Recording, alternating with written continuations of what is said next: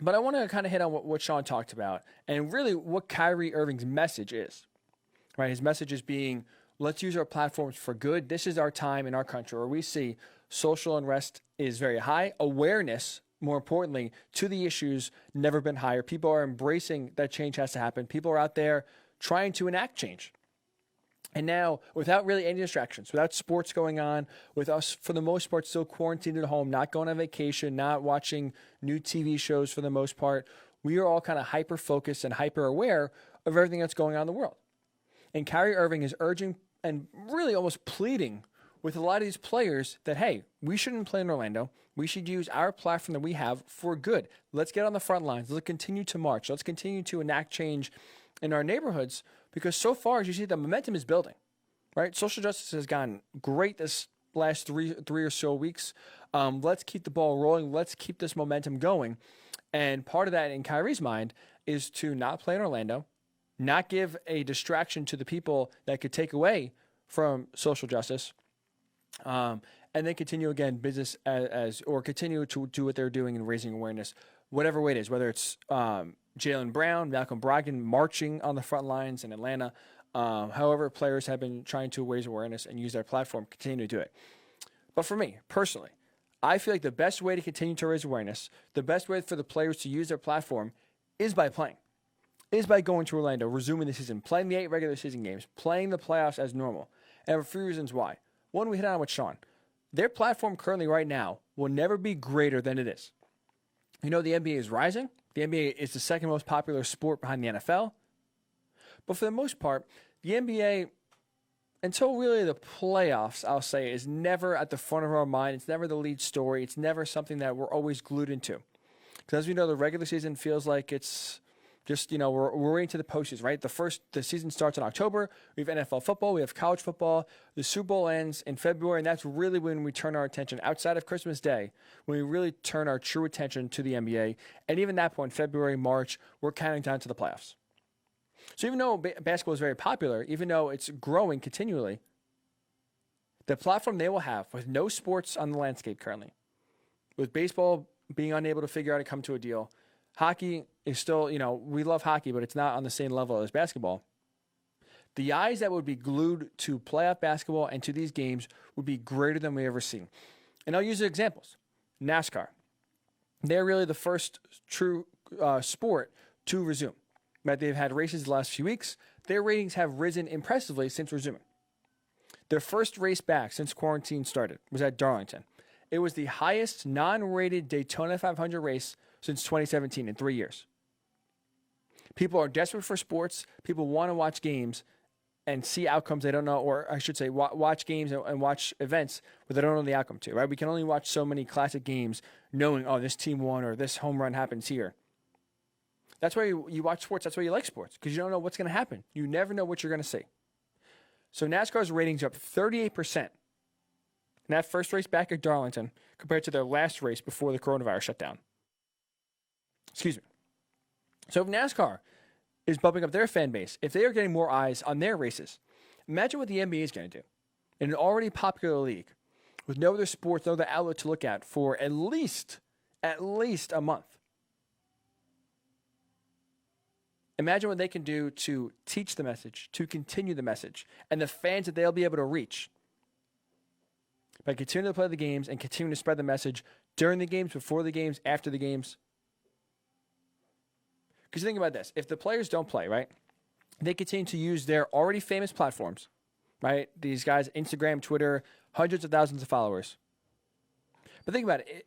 A lot of these viewers that would be tuning in now, a lot of the new viewers that are desperate for sports and maybe weren't a big NBA fan beforehand that are watching because there's nothing else on to watch and they miss sports so much, their message can get out to a greater audience than it would on their social media pages. Because average NBA fans, maybe NBA fans that, you know, are a fan of the Knicks or the Bucks or the Lakers, but don't follow or aren't aware of the great work that other players in the league are doing. You know, Jaylen Brown can do all the great work he can. And he's been doing tremendous work. But his social media platforms don't reach everybody. Not everyone in the world that's on Facebook, that's on Twitter, that's on Instagram is following Jaylen Brown. So his message can't get out to the greater sum of people than it could if you have millions of people watching an NBA basketball game. After the game, he talks about, hey, it was a great game, but let's talk about this. This great thing is happening in our city. Look at what, some of the people I've been working with, look at what we've been able to accomplish. The platform will never be greater. You never have more eyes watching NBA playoffs than that would happen in 2020. It's a great platform to help invoke change. And guess what? For those sports that have returned, right? We saw golf over the weekend. NASCAR's been going. Players and athletes are using their platforms of sports resuming to change, and it's already happening. I'm talking about NASCAR having their ratings up. Bubba Wallace, the only African-American driver currently in NASCAR, spoke out about the Confederate flag. He said, we got to get rid of it. It shouldn't be at NASCAR races. We should ban it. Guess what NASCAR did? They listened. 2 days later, they banned the Confederate flag. Wallace, who, let's be honest, let's take a quick poll here. Raise your hand if you heard of Bubba Wallace before last week. Now, obviously, I can't see anyone. I'm assuming, and you see me. My hand is not up. I've never heard of Bubba Wallace. I really haven't been into NASCAR. But he used his platform for good. He used his platform to enact change, and it's working. He wears an I Can't Breathe shirt before the race starts. He has a Black Lives Matter as the sponsor of his car. So he's using his platform for good. And NASCAR, which is not popular in the United States, which is losing viewership, he's getting his message out. People now, he's a household name that, if I watch 10 laps of NASCAR in my life, that's a lot. I now know who Bubba Wallace is and the message he's trying to send. Because of NASCAR resuming and because of more fans are watching than ever before, the message can get out loud and clear. So again, imagine what the NBA can do with an already large platform that's only going to increase. When everyone is watching, imagine what they could do. Whether it's taking a knee before the national anthem. Remember, there's a rule in the NBA that says you have to stand for the national anthem. That's part of the reason why the NBA players have not taken a knee where NFL players have. You could take away that law, or that rule, I should say, and allow players to take a knee before a playoff game, before the season resumes, and the national anthem is playing. You could say, maybe mention social justice, the work these players have been doing, the work the teams have been doing, or maybe the city that they live in or play in has been doing during interviews, during post-game, during pre-game. There's plenty of ways to continue the message, to really pass the message along while playing the game of basketball. And finally, because again, it's always all about the money. As we talked to Sean, if the NBA players don't play, and let's say the reason is good. I hope that you know I am for the message, and I'm not trying to take away from the message or demean the message at all. But as we know, money is king, and if the season is not played, players are in big trouble financially. Adrian Wojnarowski, the great ESPN insider for the NBA, wrote in an article over the weekend, players could lose up to $1.2 billion in salary if the season doesn't resume in Orlando. And this could mean, as we heard Sean just say as well, the NBA could terminate the current CBA, lock the players out, and right now the players and the owners have a 50-50 split. So the NBA revenues keep going up. Guess what? The players get half of that. They could implement a less favorable plan where the players get less money because the owners have to recoup so much. And guess what happens? If the players make less money, if their contracts are taken down or cut short, or unfortunately for some players, if they just aren't signed again, less money equals less opportunity to donate to good causes, to spend to help promote the message. So again, it's always about the money. We always got to follow the dollars. Less money for players right now, if they don't resume, means less money they can donate, less money they can use to enact change in a positive way. So for me, that's why I look at kind of everything together, package it all together. Platform's never been greater.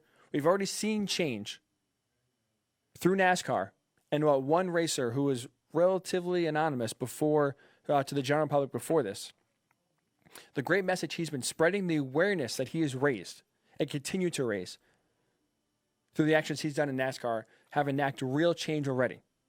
And again, NASCAR's platform is a little bigger now, but imagine what the NBA, with their massive platform and continually going to grow once they and if they resume.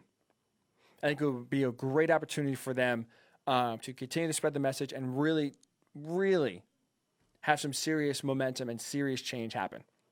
So I am against Kyrie when he's saying that players should not play in order to continue the message. I think it makes more sense and would be more profitable and more beneficial to everyone involved to play the season, continue to spread the message while playing games, before the games, during the games, after the games. I think that would be more powerful. I think that would resonate with more people than it would if you don't play and you just try to go on social media and enact change yourself. So let's get your thoughts. Is the best way to promote a good message to play? Is it using that massive NBA platform to, again, spread the message of good? Or are you with Kyrie? Should the players boycott? Take a stand now. Try to enact real change by not playing, instead getting on the front lines, going to Congress, marching in marches in cities, and go to the front lines to help to enact change.